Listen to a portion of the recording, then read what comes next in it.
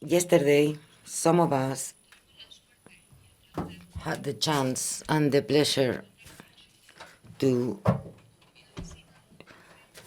have a visit to the Guggenheim and then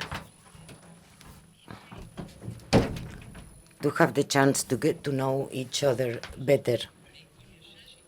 And some others had to travel yesterday, which was a little bit difficult. Our friends from Corsica wanted to join us yesterday and today, but it was difficult due to strikes, flights cancellation, or Yamasu would have liked to be in this meeting face to face in the next session, but again, the strike that was due for today had made them change their plans, so they will participate anyway, but we won't have the chance to have them here. It will be online. This is a very brief session. We have to finish at 9:45 sharp, as they say in English.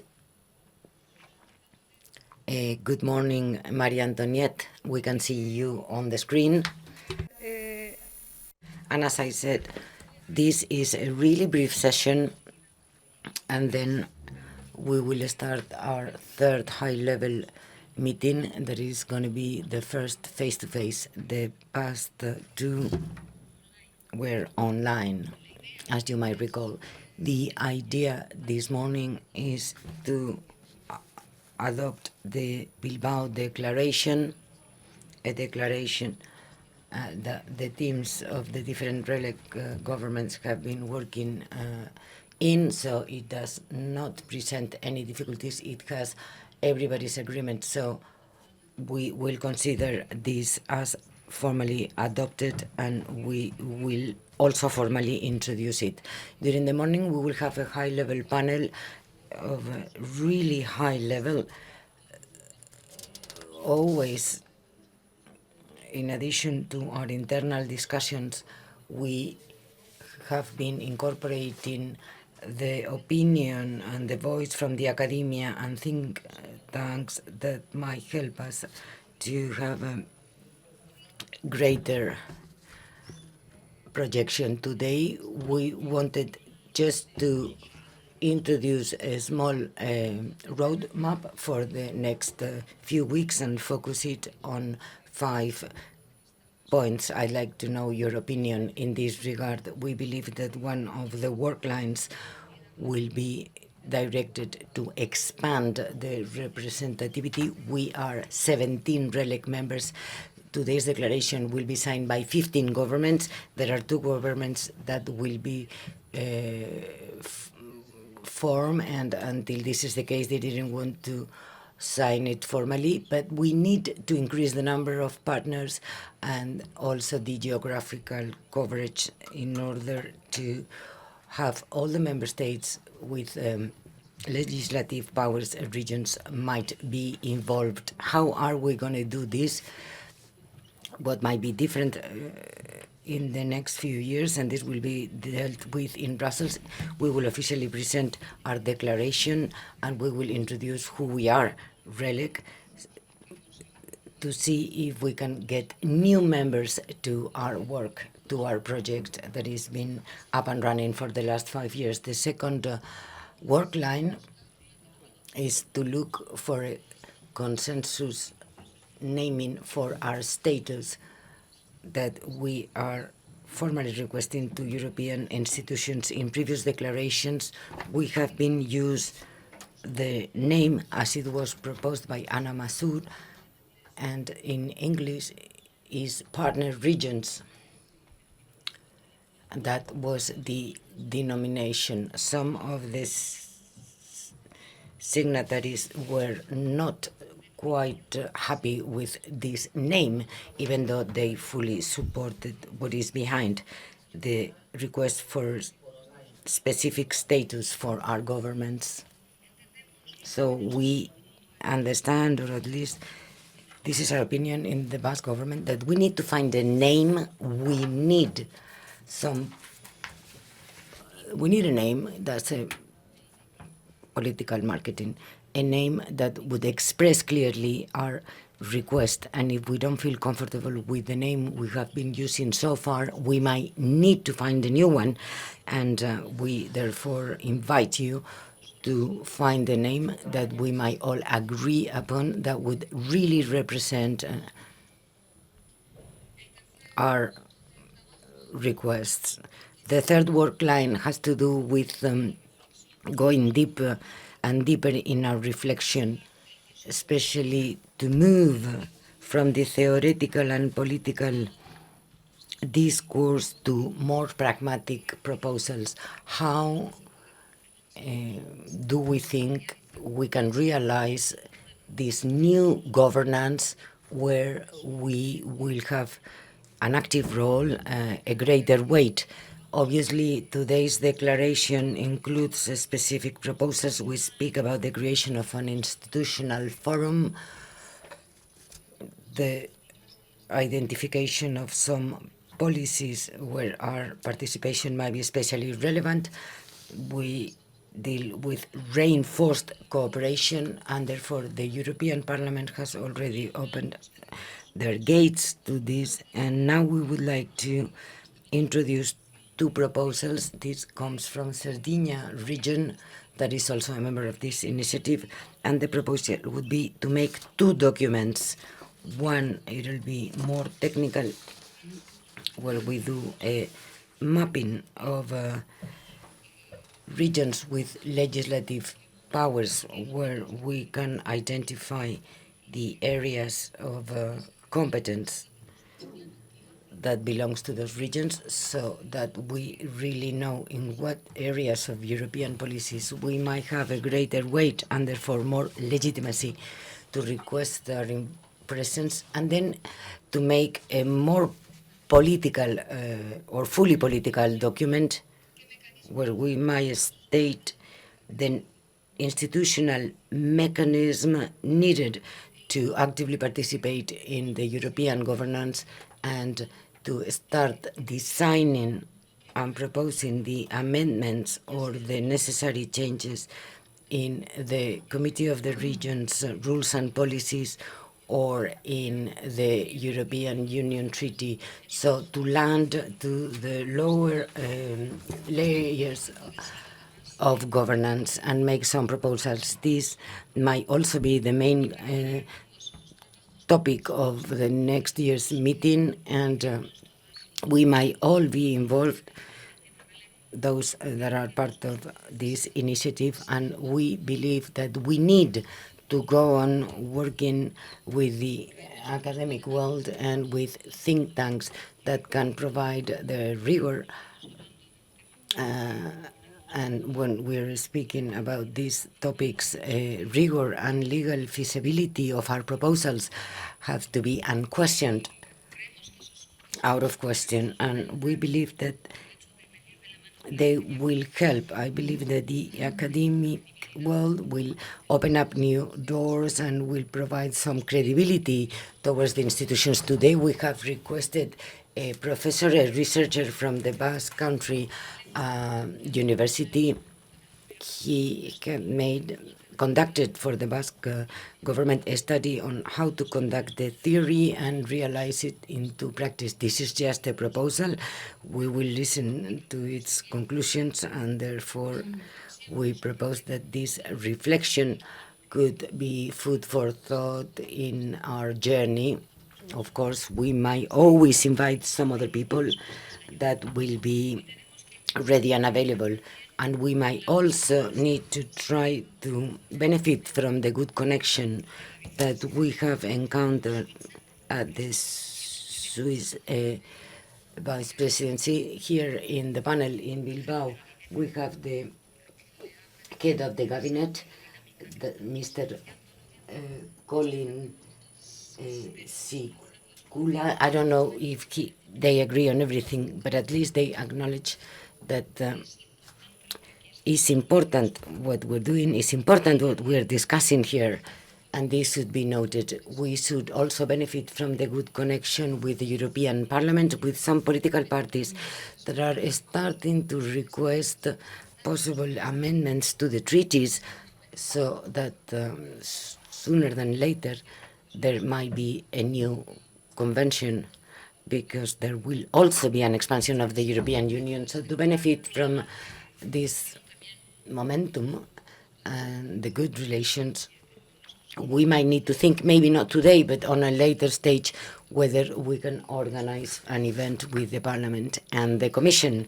The fourth work line, or the fourth point in the agenda, would be to collect candidacies to see who are going to be the hosts of the 2024, therefore the fourth high-level RELIC event, because we, the Basque government, do not have to be the only ones. There might be some other members that might host in their territories this meeting that wishes to be held every year. So if you are willing to, we will be listening to your offers.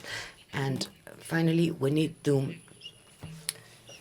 disseminate this declaration once we formally approve it, although I believe it is already approved.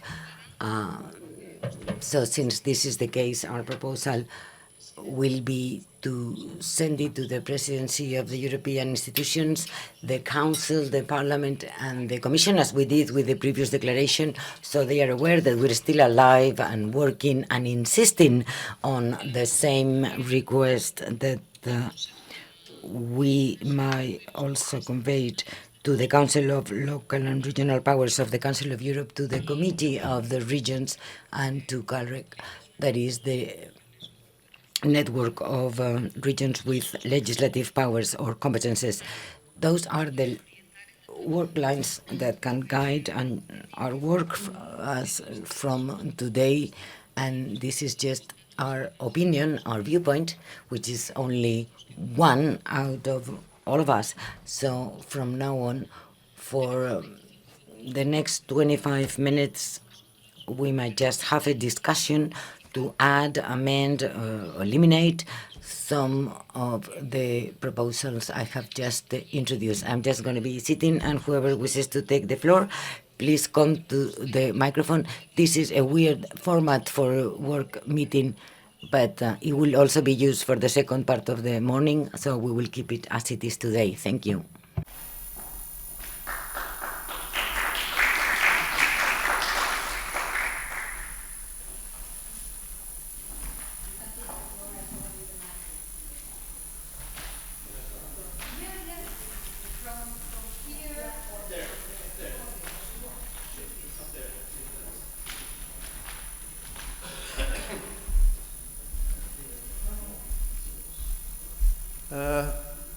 My native tongue is Swedish, but I will be using English, so the interpreters don't have to worry about that.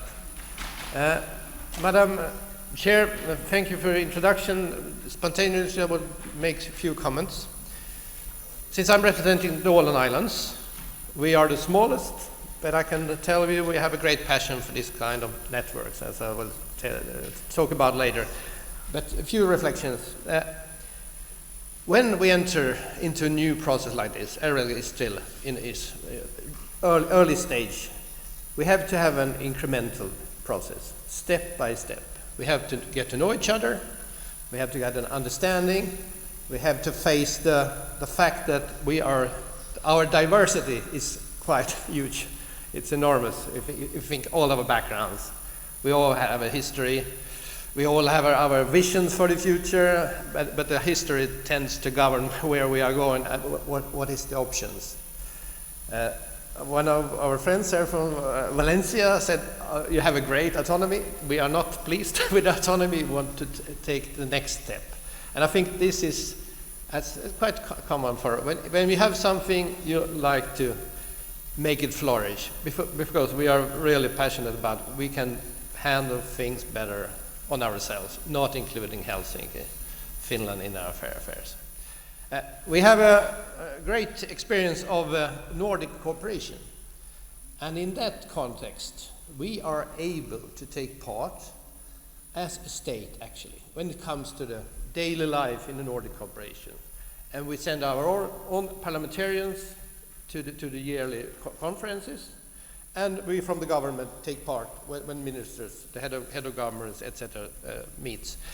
And you might think it's the Nordic cooperation, of course, due to the fact that some of the Nordic countries entered European Union, of course, that was a backlash for the Nordic cooperation. You can imagine to try to have a separate network when you are also involved in EU matters. But I think we can all be a bit inspired, at least by the fact that the autonomies have been able to use the Nordic cooperation to take a step further in the networks that is so necessary. So, for me, when you're talking, Madam Chair, about who should we try to approach in order to have a greater number, I would think that if it would even be possible, I think that the Danish autonomous areas, Faroe Islands and Greenland, they would really be interested to take a part as observer, since they are not part of the Union today. But still, they are longing for these kind of cooperation in order to enhance their own interests. That's just a spontaneous about the idea about that. Thank you.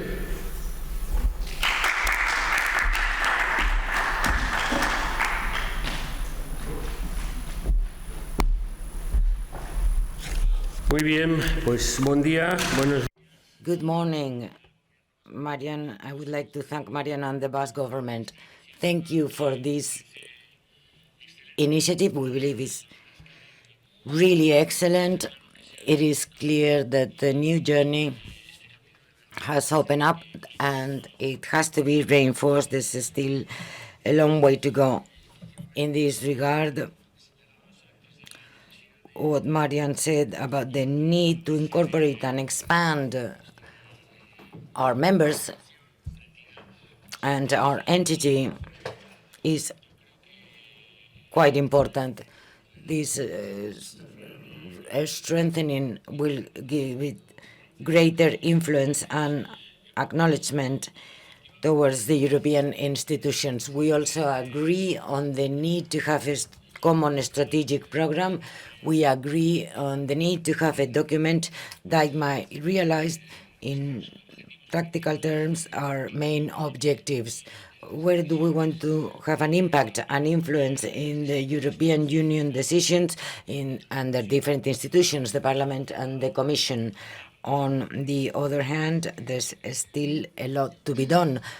As the representative of the island said, there are many differences and different realities among ourselves, but there are also many experiences that could be shared.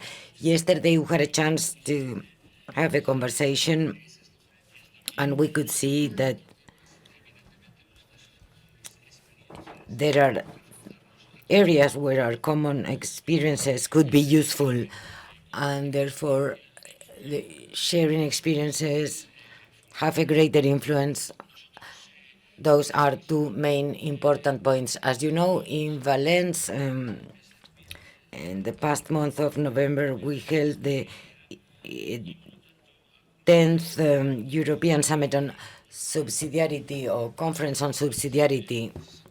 In this regard, our association can reinforce this with the specificities of the regions with legislative powers. I believe we are all more or less satisfied with the current situation, but there are not clear mechanisms for our structures to have a real influence. Sometimes some of our decisions are somewhat diluted in the framework of the Committee of Regions. That is okay, it's a positive entity, but our reality should be reflected in a more specific way. Therefore, the reinforcement of the European project through a more active and real participation from the regions with the legislative powers is essential, and therefore I would like to insist more in the subsidiarity principle and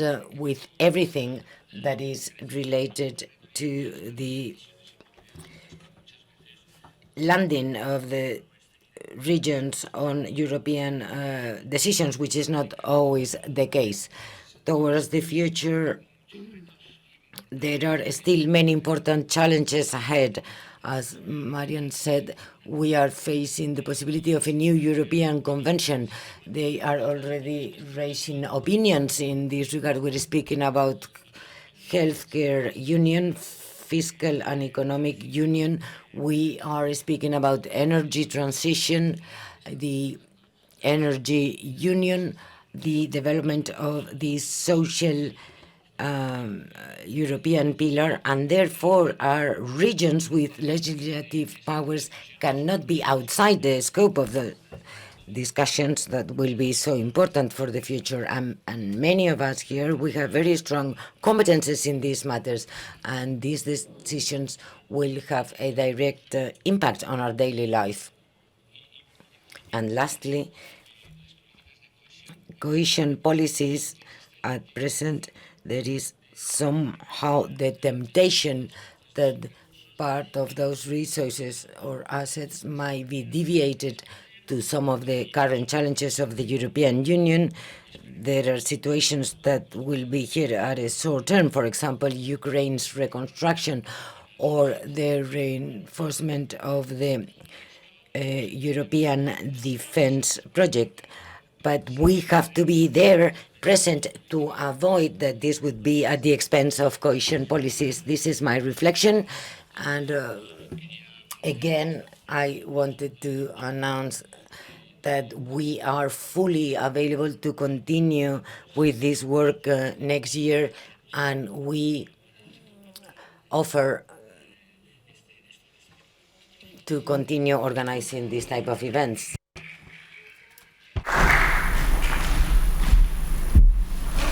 Muito obrigado.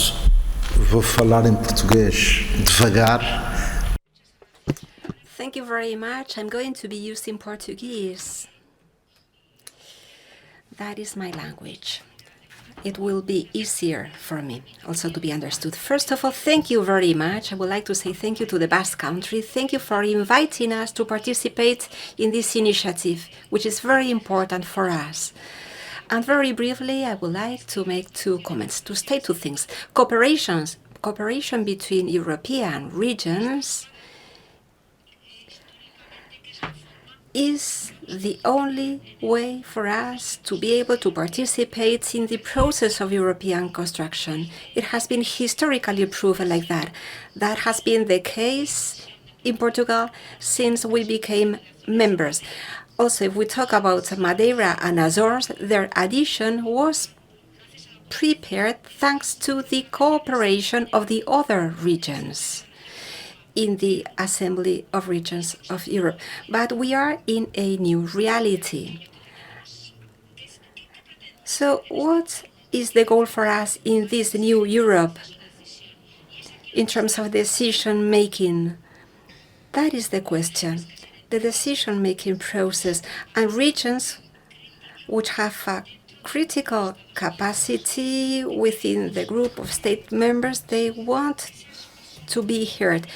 This has to be more solid in this new European construction. And I would like to say two things. First of all, treaties.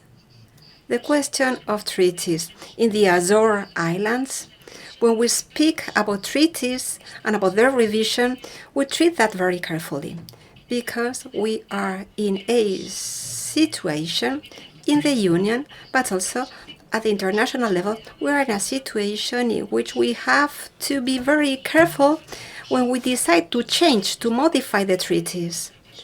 From our own perspective, right now, the conditions do not exist so as to think in terms of political changes in the European Union. If there were changes, for example, the institutional question, yes, there could be some contribution from us because it is useful to evolve. And evolving is linked to our participation in the decision-making process, which is the question today, our involvement. Not all European regions are the same, as we know. Each member state have their own realities. But we have a political capacity and capability so as to participate at the European policies level. And that is why our work is very important. And our work should be aiming at consolidating our dialogue with institutions. And second, I would like to speak about how to make it happen. And if we want to make it happen, we need to work hand in hand with partners, being partners. We need to identify our partners in the parliament, but we also need to convince other member states. Let me give you an example concerning the Azore Islands. This process in which we are, when we talk about ultra-peripheral regions, what was the approach? We started by identifying partners in the European Parliament, but always also taking into account the Commission. Today, we will be having here the member of a cabinet, of the head of the cabinet, of the vice president. The Commission has to be by our side, but we also have to be working together with national authorities, because the Council ends playing a very important role in terms of the results of European construction. We need and want results, so you can have our full availability to pursue this work. Thank you very much for this initiative, and once again, you can have our full commitment, our full involvement, and you can keep on counting on us. If you wish so, maybe in the Azores we would be able to organize further events. So yes, let's remain in touch, let's keep in touch, and let's try and go deeper in our work so as to reach our goal. Thank you very much.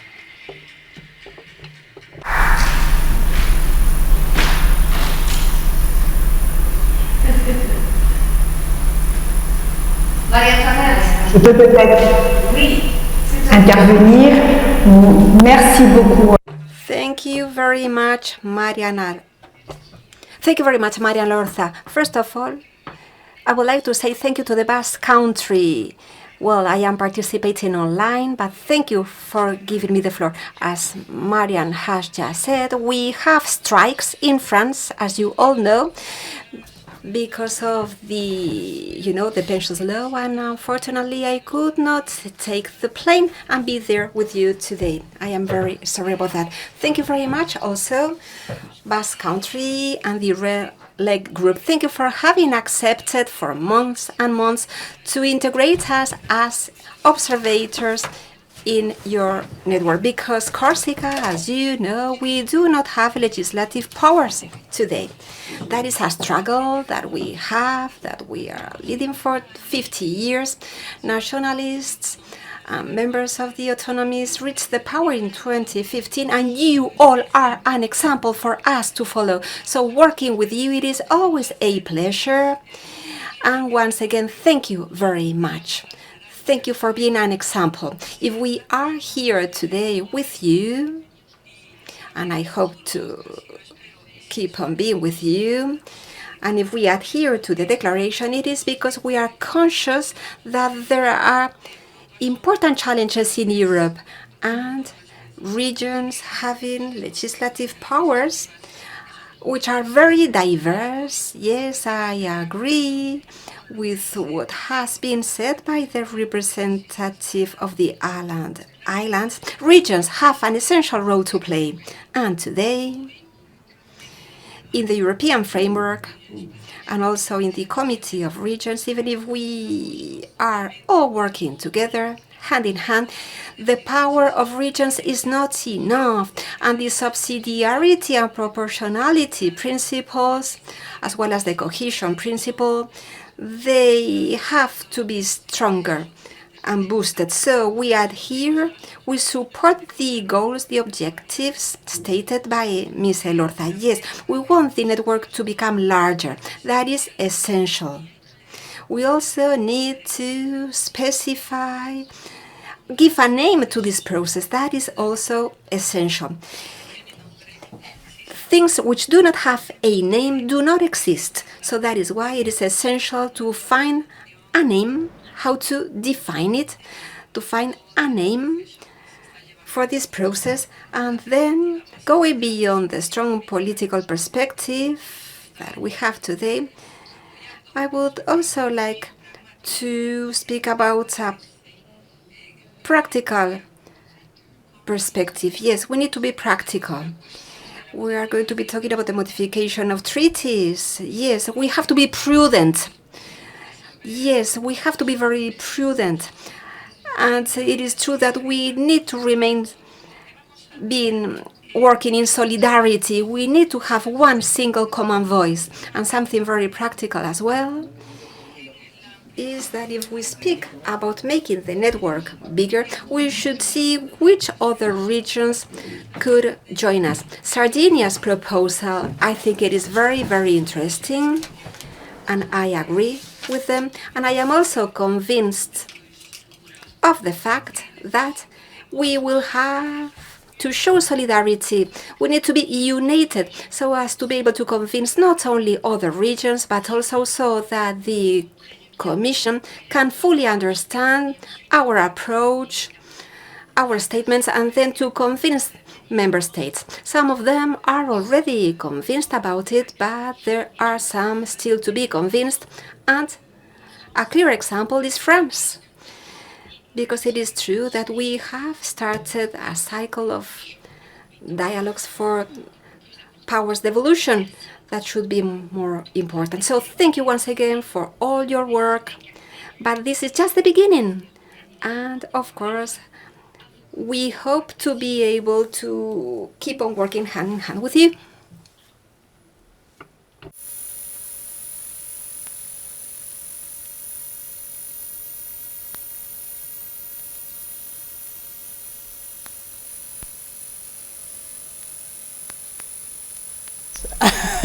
Habría. Primero de todo, muchas gracias por organizar. Thank you. Thank you very much for having organized this event. New friends from other. Aperçu, ma chère amie. Salutations. My dear friend, hello. So, 4 little considerations. First of all, I fully agree with the roadmap that has just been exposed by the Basque Country colleagues. Yes, we need to land. We need to be much more specific. We need to make the proposal specific. Yes, we need that mapping of powers. We need to identify the different institutional mechanisms. And yes, of course, we need to boost and strengthen the network that we are creating with the RLEG initiative. And now I'm going to be improvising, yes, how to strengthen the proposal. And going back to what the Azores colleague was saying, yes, we should not only be talking about having more regions, but also we need to convince the states and our societies. I think that this initiative needs to have that full support, and I am talking about governments, but also I am talking about the support coming from parliaments. Our parliaments should also be an important cornerstone in this proposal, because that will be giving solidity and legitimacy to the proposal and to the different proposals, because according to the principle of subsidiarity, and when we transpose European regulations, they play an important role, and that has to be strengthened. Yes, we need to have parliaments enrolled as well, because they play a very important role. So when speaking about regions with legislative powers, I think it is important to have that institutional architecture. And after having done that mapping, we need to strengthen that experience and enhance the expertise that we have. I don't know how to say it in Spanish. Yes, the expertise that we have. Expertise, sure. Not only in terms of managing European funds, but also in terms of the design of public policies that go hand in hand with European goals. So as to enhance the vision that states have when building the European project. So the idea would be to have a solid approach from the political point of view, which has its own legitimacy, and within this European architecture, it should just be able to fit in the most convenient way. So we are also fully available. Count on us to keep on working and to move along in this process. And well, we are willing to keep on contributing. Thank you very much.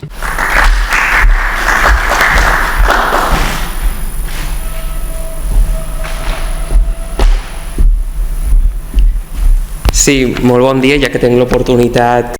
Because I have the great chance to speak in Catalan, I will do it in Catalan, because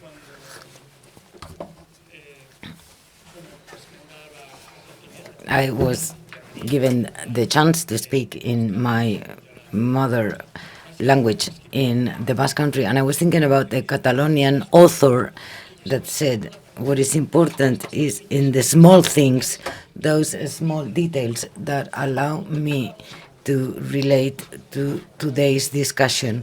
What is important in legislative processes might also be in the small things or in things that are not so clear. Those that have the powers end up not having a vote. So we have a European Union that has many gray areas. I don't know how the situation is in other member states, but in Spain we have many different gray areas. There are some regional governments that have competences, but cannot articulate them in the right way. That would be just a general and political statement. But if I now dwell in the different work lines proposed by Marian, here please apologize me because, well, first I would like to thank the Basque Country for organizing this event, but also for their initiative. They've been in this journey for many different years. But about the different work lines, territorial expansion, I fully agree with it. Sometimes we don't have to go to specific cases as the Islands that go back to the end of the First World War, or the Faroe Islands with a very specific consideration, but also the case of some other European regions that might also be very interesting, the German Landers, for example. And we need to take all those regions into account. About the need to disseminate this even further, I believe that in addition to disseminate it to different institutions, I believe that thanks to the social media, we can disseminate it even further. I have to be brief, but we also need to link the RLEG initiative with some other initiative. For example, the first island agenda of the European Union. We discussed this morning with Marian so that we can relate all those initiatives that go into the same direction, so we can light up those gray areas that are still present at the European legislative process. Take the floor again. Perhaps there was still someone that wanted to say something, but we are in a hurry. So we have to stop here this first part of the event. And now I will ask, it's going to be, we have 10 minutes, but we have to move to have a family picture. The service of protocol will come and will guide us to the proper point to do it. So just a bit, I have to ask you some patience before we organize everything and we go to the proper place in order to have the picture down as it should be. And in between I go find my president, the Lendakari. 1 second.